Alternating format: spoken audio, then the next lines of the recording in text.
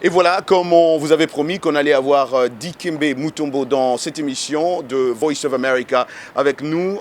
Dikembe, bonjour, hein, merci. Bonjour Roger, bonjour. Merci beaucoup de nous recevoir ici à ton hôtel à Washington DC. D'abord, je commence par poser la question, comment s'est passé le voyage, hein? Eh bien, c'est bien passé, du fait que c'était un voyage spécial Oui, oui, qui avait l'ambition du lancement de NBA Afrique. C'est la première fois que nous avons la chance et l'occasion d'avoir toute une ligue, nouvelle ligue en Afrique qui appartient à l'NBA, où les Africains vont se performer dans leur propre continent et aussi gagner de l'argent. Et porter aussi les uniformes de l'NBA, ça fait bien. Et on en parlera d'ailleurs un peu plus. Mais d'abord, avant que je n'y arrive, Dikembe, comment se porte votre fondation, la fondation DMF? Parce que nous avons vu des images, hein, il y a une construction d'une grande école chez vous. Ça continue. Ça continue. Après l'hôpital, on a vu même comment la fontaine. De l'eau. Oui, de plus de 50 000 litres, hein, encelés, si je suis plus exact. Mais Dikembe Mutombo n'arrête pas alors.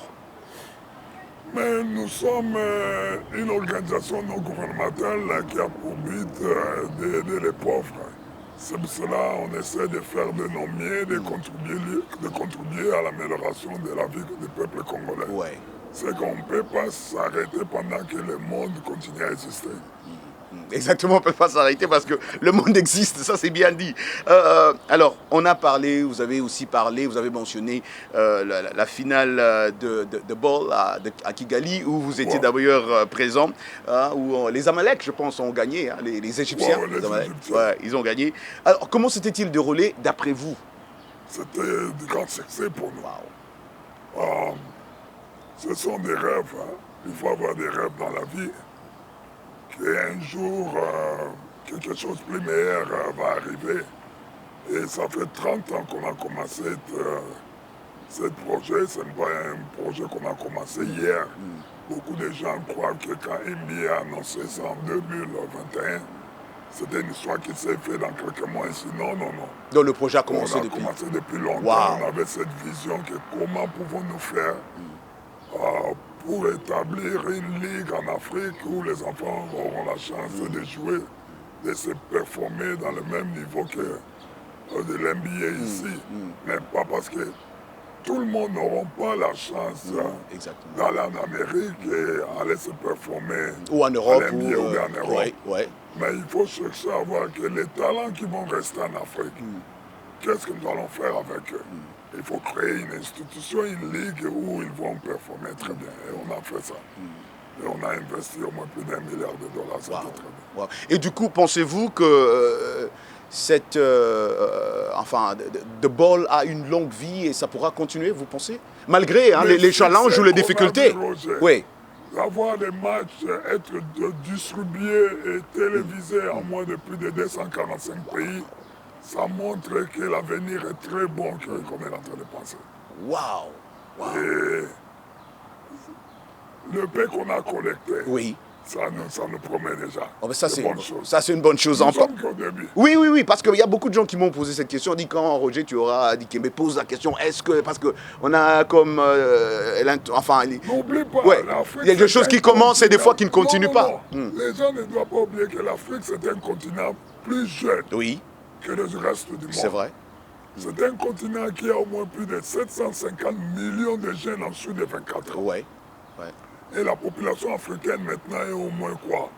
À 1 milliard, à peu près. 500. Oui, exactement. Et nous projetons d'ici 2025, la population ira jusqu'à 2 milliards de personnes. Ouais. Bon, qu'est-ce que nous allons faire avec tous ces jeunes-là qui vont c'est ça la question, est-ce que l'Afrique est préparée? L'Afrique de demain. Oui. Qu'est-ce que nous sommes en train de préparer pour eux? Pour que l'Afrique puisse se développer, il faut créer au moins plus de 20 millions de travail chaque année, Roger. Pour que l'Afrique ne soit pas déstabilisée avec des gangsters, des guerres, tout ça. Et vous pensez qu'une chose pareille... Nous aurons des problèmes en Afrique. Ah bon? Et j'en suis sûr que je suis très fier de me retrouver devant vous aujourd'hui étant l'un des investisseurs pas africains et investisseurs en Afrique qui essaient un peu de casser cette ligne-là où les jeunes Africains auront la chance de travailler dans leur propre continent, de traverser l'océan ou bien traverser la mer Méditerranée pour aller en Europe. Et c'est pourquoi l'Afrique aussi, hein, Dikembe Mutombo, je ne vous apprends rien, est trop fier de vous aussi pour ce que vous êtes en train de faire. Mais je vous dis, clairement, on a vu ce que vous avez fait dans plusieurs pays, pas seulement au Congo. On a vu ce que vous faites en Afrique du Sud et tout ça, on a suivi. Et n'oublie pas, Ouais. on a même la société Mutombo Kofi, ça, on doit en parler. C'est ce que je vous dis. L'Afrique, la porte du continent africain est ouverte à tout. Oui. On a tout. Ouais. Et nous essayons d'aller chercher les trésors qui se cachent en Afrique. L'Afrique, c'est un continent rempli de trésors. Et c'est à nous qui avons le courage et la volonté d'aller les chercher. Mais du coup, Dikembe, on se pose la question, oui, comme vous le dites si bien, l'Afrique, il y a tout. Et ces jeunes qui vous écoutent aujourd'hui se disent, mais oui, mais pendant tous ces temps, qu'est-ce qui s'est passé? C'était quoi le problème? Pourquoi l'Afrique? On me pose toujours cette question dans mes émissions, Dikembe. Qu'est-ce qui se passe en Afrique? Pourquoi on n'avance pas malgré qu'on nous dit que c'est un scandale géologique, l'Afrique? Il y a tout ça. Nous avançons maintenant. On ne peut pas juger l'Afrique d'hier. Il faut juger l'Afrique d'aujourd'hui et l'Afrique de demain. Et on nous apprend que pour avancer dans la vie, il faut regarder l'histoire. Ouais, nous regardons l'histoire. On sait ce que l'histoire nous apprend. Mais il faut regarder aussi aujourd'hui. Il faut regarder demain. Alors aujourd'hui, comme nous parlons là, on sait qu'on a déjà toute une ligue en Afrique du basket. C'est que si l'NBA a décidé d'aller investir plus d'1 milliard de dollars en Afrique, c'est qu'il y a des trésors cachés. Exactement. Il y a des hommes et des femmes qui ont l'habilité de se performer dans le stade et faire de l'argent et faire plaisir même aux téléspectateurs. Alors je ne sais pas pourquoi tous ces gens continuent à poser des questions. Qu'est-ce que venir à l'Afrique? Parce que tout le monde ne peut pas venir ici en Amérique à venir. Exactement. Donc vous êtes optimiste, hein, Quand tu montes dans l'avion aujourd'hui pour aller en Afrique, il y a beaucoup des étrangers dans l'avion que les Africains. Où sont les Africains? J'ai pris Air France de Paris jusqu'à Kinshasa. Il avait beaucoup de Blancs, des Français, des Européens dans l'avion que les Africains. Où sont les Africains? Qui vont en Afrique? Ils ne vont pas faire du tourisme. Est-ce que vous avez déjà entendu parler du tourisme au Congo? C'est qu'il y a des trésors que les gens peuvent aller faire. Alors, réveillez-vous. L'appel de Dikembe Mutombo, réveillez-vous. Parlons comme l'exemple du café. On n'a pas un noir africain qui se met dans la table où on discute le prix du café dans le monde. Aujourd'hui. Pourquoi pas? Pourquoi pas nous ne sommes pas inclus? Nous sommes toujours exclus. C'est la raison pour laquelle je me suis établi de créer une société de café Mutombo pour que nous puissions être là où on discute le prix de nos biens. Parce que le meilleur café vient du Congo. Pourquoi il n'y a pas un Congolais? Mais du coup Mutombo Coffee, c'est une compétition. Est-ce que Mutombo Coffee se rend compte qu'il y a des grands qui sont déjà là? Je ne citerai pas des noms ici pour en faire la publicité, mais vous connaissez Dikembe. Ce n'est pas facile pour Mutombo Coffee. Ça ne veut pas dire que tu ne peux pas participer dans la compétition. Avant que je puisse arriver à l'NBA. C'est ce que j'allais dire. Il avait des meilleurs joueurs plus que moi. C'est ce que j'allais dire. Il avait des Patrick Ewing, des David Robinson, des Hakim Olajuwon qui avaient fait des records. Il avait des Hakim Olajuwon, Magic Joe, Michael Joe. Cela ne m'a pas empêché, moi, Mutombo aussi, de venir jouer. Il faut avoir la foi. Comme on dit en anglais, you have faith. Without faith is impossible. Si tu n'as pas la foi, tu ne peux pas réussir dans la vie. You have to believe. Alors il faut avoir cette foi que non, je vais aller là-bas, je vais faire des mémés. Si ça va me prendre même 10 ans, nous allons arriver. Nous allons arriver, c'est la phrase de Dikembe Mutombo qui est mon invité aujourd'hui. Je voulais revenir sur une question sur le café, mais on va peut-être revenir vers la fin. Mais la plus grande nouvelle, Dikembe Mutombo, c'est Est-ce que vous faites partie, vous avez mentionné un peu, faites partie des investisseurs aujourd'hui de ce grand projet NBA Africa Bon, il qui y a est aussi le tombé. projet de mine, n'oubliez pas. Oui, exactement, le projet des mines aussi, on en parlera. Mais cette nouvelle est tombée. Dikembe Mutombo, c'est encore une fois une fierté pour l'Afrique, c'est encore l'Afrique qui gagne. De quoi s'agit-il exactement pour qu'on puisse comprendre ce projet NBA Africa? L'NBA avait une vision de créer une ligue en Afrique. Mais pour que cette ligue puisse réussir, il fallait inclure les Africains comme étant des investisseurs. Parce que c'est leur continent. Ça leur appartient. NBA n'a pas voulu prendre tout. Et aussi, inclure ceux qui ont participé à la vision de cette ligue. Ceux qui ont participé dans l'encouragement de tous ces jeunes qui ont tenté de jouer au basketball en Afrique aujourd'hui. Elle n'en avait que 3 et 4. On avait le pauvre Manout Ball qui n'est plus avec moi, mon frère Manout. On a mon frère Hakim Alajouan qui nous a ouvert la porte, qui nous a donné cette vision que tous les Africains peuvent se croire qu'un jour on peut jouer à l'NBA. On a Louaden, on a Serge Baka, on a Biombo, il y a encore beaucoup de jeunes. Et là, cette année même, nous aurons le petit Congolais Jonathan, Jonathan, ouais. qui sera parmi les meilleurs d'être choisi dans le draft de l'NBA. C'est que l'avenir est très bon pour les enfants africains. Et l'NBA a voulu que les 3 meilleurs, les 3 premiers Africains soient inclus. Parce que c'est grâce à eux, beaucoup de jeunes ont suivi ce chemin. Et je suis fier aujourd'hui du fait que l'NBA m'a inclus parmi des investisseurs. Qu'est-ce que ça vous fait personnellement quand ils vous ont inclus comme ça, qu'est-ce que ça vous fait vous personnellement? Vous devez être fier d'Ikembe de ce que vous avez quand même. Je suis très fier. Ouais, ouais. Et ça montre que du respect que les autres en ont envers moi. Et l'amour aussi.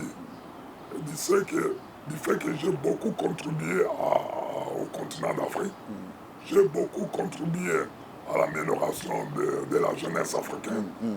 Et j'ai beaucoup contribué aussi pour l'avenir de nos jeunes. Et je les ai donné beaucoup d'espoir que l'Afrique de demain sera une Afrique de plus meilleure que l'Afrique d'aujourd'hui. Vous restez vraiment attaché à ce continent-là. En tout cas, parlons maintenant des investissements, des mines. De quoi s'agit-il? Parce que je ne sais pas si vous avez suivi sur les réseaux sociaux, tout le monde s'est dit, mais Roger, qu'est-ce que Dikembe fait dans les mines maintenant? C'est quoi exactement? Il y a eu une polémique, il y a des gens qui polémiquent. Mais au début, là, avant de commencer, Roger, nous avons dit que l'Afrique, c'est un continent rempli de trésors. Oui, exactement. Un scandale géologique, comme on l'apprenait. Il y a tout sur le plan agriculture, sur le plan sportif, sur le plan minier, il y a tout. Même les compagnies aériennes, il y a tout. La porte est ouverte. Mais on n'est pas représenté. On n'est pas représenté. Et quand vous dites représenté au milieu international, c'est ça? Dans le milieu international? Même au milieu africain, même tu parles. Ok. Disons par exemple. Vous partez aujourd'hui à Kinshasa. La plupart des hôpitaux privés ne sont pas des hôpitaux congolais, ça appartient aux étrangers. Pourquoi pas des Congolais? Beaucoup des meilleures écoles, même au Congo, sont des écoles faites par l'argent des étrangers. Pourquoi pas il n'y a pas un Congolais? Pourquoi il n'y a pas des Africains? Pendant que l'Afrique possède 70% des réserves du cobalt et du cuivre. Si c'est 65% des réserves du diamant, 75% des réserves du platon, je continue à citer. Mais qui vendent ce produit-là sont des étrangers. Quelles sont des compagnies qui substraitent tous ces minéraux et amènent ça à l'étranger? Ce sont les étrangers. Pourquoi pas nous? Et c'est la raison pour laquelle j'ai créé toute une force là, capitale, de collecter au moins 1,7 milliard et pour aller investir dans mon pays et créer du travail. Et c'est ce qu'on est en train de faire, de travailler avec le gouvernement congolais, afin que nous soyons, comme on avait dit, nous soyons représentés à la table. La dernière fois les Africains étaient à la table, c'était pendant la table ronde. Pendant la table ronde, les Africains étaient là. Les Congolais étaient là. Et pour après, discuter c'était tout. de leur avenir. On n'a jamais été encore invité à la table ronde. Et le moment est venu de se retrouver dans la table ronde. Où les prix de nos biens sont discutés. Un Africain ne connaît pas combien coûte son café à l'étranger. Un Africain ne connaît pas combien coûte même le prix de cacao à l'étranger. Les Congolais ne connaissent pas combien coûte même le prix de cuivre à l'étranger. On ne sait pas. Parce qu'on nous paye 200 $ par mois pour travailler. C'est tout ce qu'on connaît. Travailler ici. Mais c'est votre sol qu'on est en train de faire sortir. Waouh, ça c'est un Dikembe complètement différent qui réveille maintenant la jeunesse africaine. Qui réveille cette jeunesse. Comme le vieux Tshisekedi avait dit, prenez-vous en charge. N'oublie pas.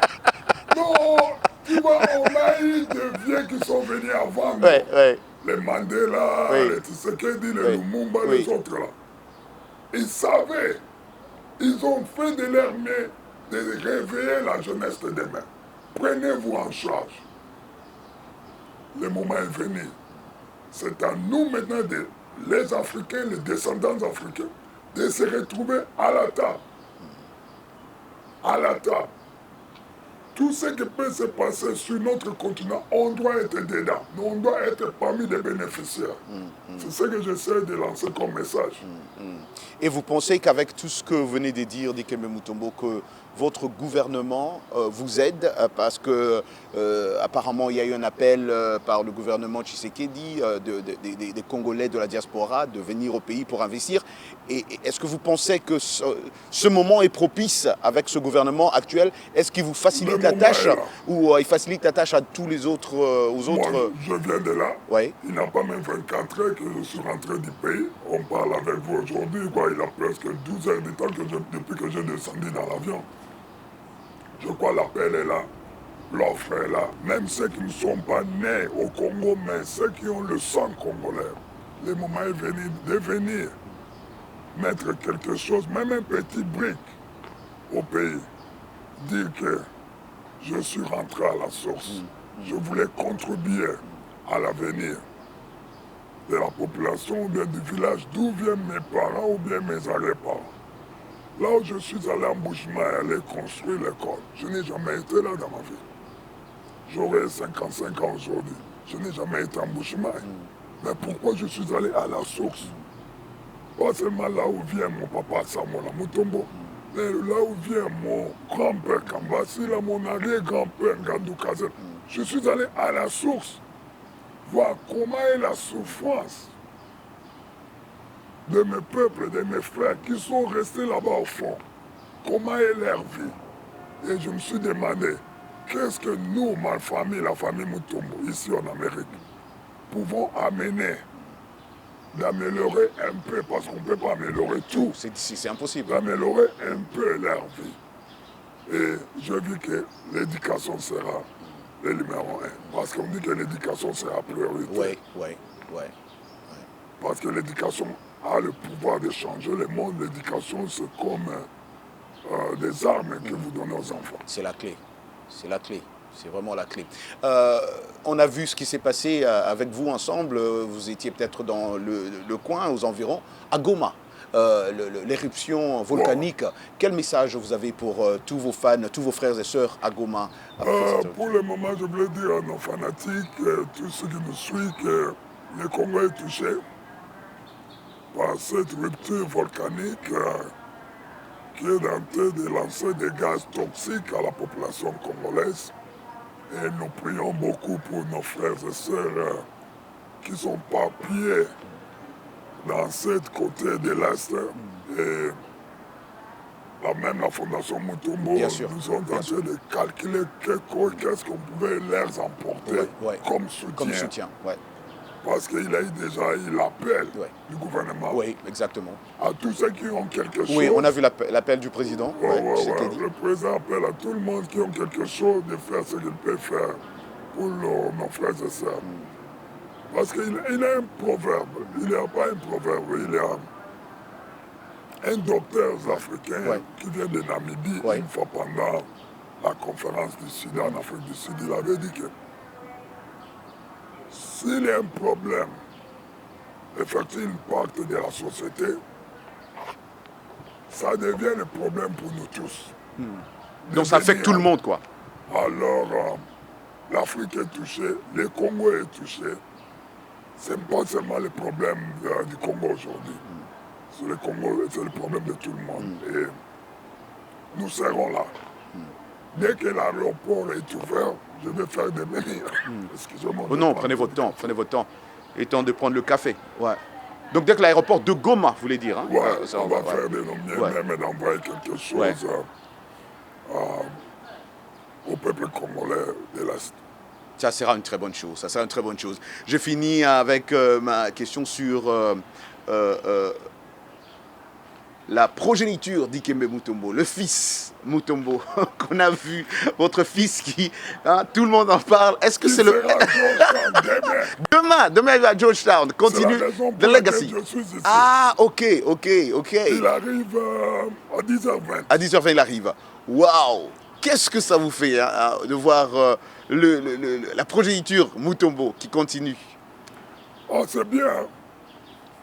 Cela veut dire que... C'est Ryan, n'est-ce pas? C'est Ryan Mutombo. Ouais. Cela veut dire que ma femme et moi, nous avons fait de nos miens d'enlever nos enfants et leur donner l'opportunité, ce que nous n'en avions pas, de grandir dans un environnement très bien et d'avoir la prospérité, d'aller en avance, de réussir dans la vie. Et tant que papa, et tant que basketteur, ancien basketteur, parce que je ne suis plus basketteur. Basketteur à vie. De lui transférer tout ce que moi j'ai appris. Et coach Thompson, coach Ewing, Alonzo Mourning, Bill Roisseau, Jeff Kandir, Larry Brown, tous les gens qui ont contribué de moi de devenir Dikembe Mutombo, ce que Dieu est devenu aujourd'hui, de passer ça à mon fils. Il faut passer les bâtons. Oui, exactement. Beaucoup de gens ont la tendance de cacher les bâtons. Mais pour moi, je regarde toujours du fait que les Jeux olympiques, Roger, ne se jouent pas dans la même ville chaque 4 ans. Non. Beaucoup de gens ne connaissent pas ça. Et c'est comme ça aussi la vie. Nous ne resterons pas là pour toujours. Il faut passer les bâtons.